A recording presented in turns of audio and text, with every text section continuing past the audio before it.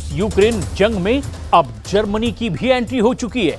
खबर यह है कि रूस ने जर्मनी में मौजूद नेटो के ठिकानों पर जबरदस्त हमला किया है और दावा किया जा रहा है कि रूस की खुफिया एजेंसी केजीबी ने हमले को अंजाम दिया है और इस हमले के बाद से जर्मनी अब पूरी तरह से भड़का हुआ है।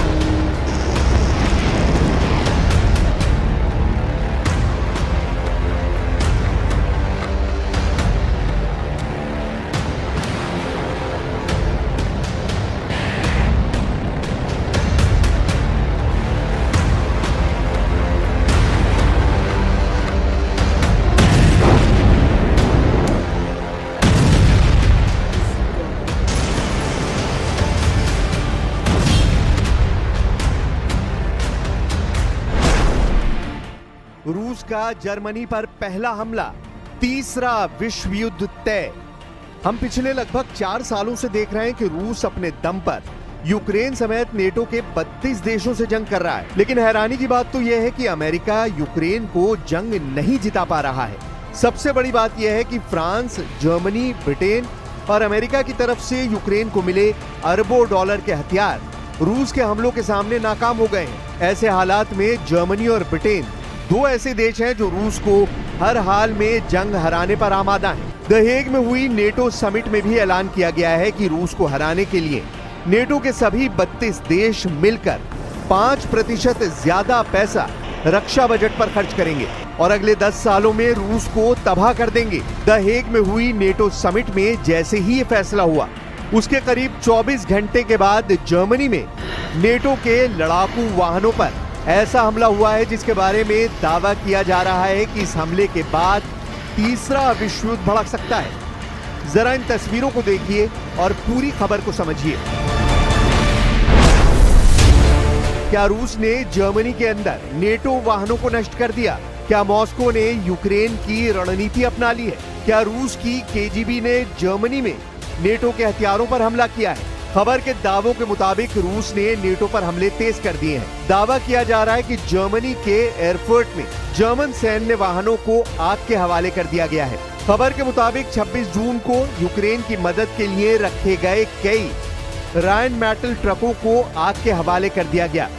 इस हमले के पीछे रूस की केजीबी का हाथ माना जा रहा है। आग लगने से सभी ट्रक जलकर राख हो गए।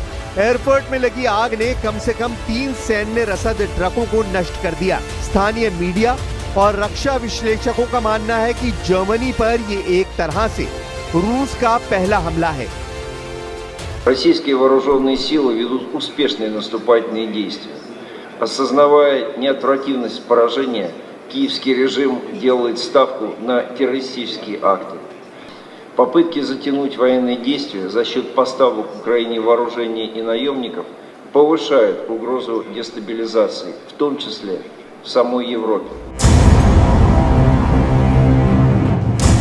रूस ने उतारा टॉर्नेडो एस, यूक्रेन का सर्वनाश तय।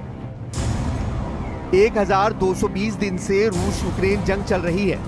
हालात ये हो गए हैं कि नेटो के 32 देश मिलकर भी यूक्रेन को जंग नहीं जिता पाए हैं। इधर लगभग 4 साल की जंग में ऐसा पहली बार हुआ है जब रूस पर आरोप लगाए गए हैं कि रूस ने नेटो देश जर्मनी पर हमला कर दिया है और उनके फौजी ट्रकों को जलाकर भस्म कर दिया है। इस हमले के बाद से जर्मनी और नेटो के 32 देश सख्ते में हैं। इस बीच रूस का क्रूर मिसाइल मिशन यूक्रेन की सुरक्षा को भारी पड़ रहा है। Advance Iskander M missile America निर्मित पैट्रियट प्रणाली को बुरी तरह से तबाह कर रही है, जबकि रूस tornado S rocket launcher smart हथियारों से यूक्रेनी ठिकानों पर हमला कर रहे हैं।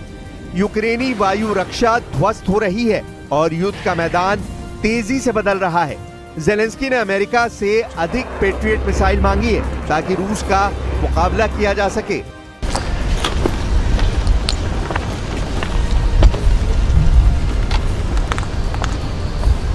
it will take strong political and legal cooperation to make sure every Russian war criminal faces justice, including Putin. अब ऐसे हालात में यूक्रेन के दक्षिणी क्षेत्र खेरसान में रूसी हवाई हमलों ने कोहराम मचा दिया है। खेरसोन के गवर्नर ओलेक्जेंडर प्रोकोडिन ने बताया है कि रूसी सैनिकों ने पूर्वी यूक्रेन के डोनेस्क क्षेत्र में शेवचेंको गांव पर नियंत्रण कर लिया है, जो लिथियम भंडार के करीब है। रूसी रक्षा मंत्रालय के मुताबिक रूसी सैनिकों ने डोनेस्क में नोवोसेरहिविका की बस्ती पर भी कंट्रोल कर लिया है। हालांकि यूक्रेन के टॉप जनरल ओलेक्जेंडर सिरिस्की का दावा है कि यूक्रेन की सेना ने इस हफ्ते यूक्रेन के उत्तरी क्षेत्र सूमे इलाकों से रूसी सेना की बढ़त को रोक दिया है, लेकिन उसके बावजूद रूसी सेना तेजी से निप्रोपेट्रोव्स्क इलाके की तरफ बढ़ रही है। ऐसे हालात में अगर रूस यूक्रेन के साथ जर्मनी से भी जंग शुरू कर रहा है तो ये तीसरे विश्व युद्ध का साफ संकेत है। द हेग में हुई समिट के दौरान नेटो सदस्य देशों के नेताओं ने सामूहिक रक्षा बजट बढ़ाने पर फैसला लिया है। साल 2035 तक हर नेटो देश अपनी जीडीपी का हर साल 5% रक्षा और सुरक्षा से जुड़े सेक्टर में खर्च करेगा। इसमें बजट का 3.5% हिस्सा डिफेंस सेक्टर में खर्च किया जाएगा, जबकि बाकी का 1.5% महत्वपूर्ण इंफ्रास्ट्रक्चर की सुरक्षा में किया जाएगा। यूरोपियन देश अगले 10 साल में अपना रक्षा खर्च जीडीपी का 5% तक बढ़ाएंगे।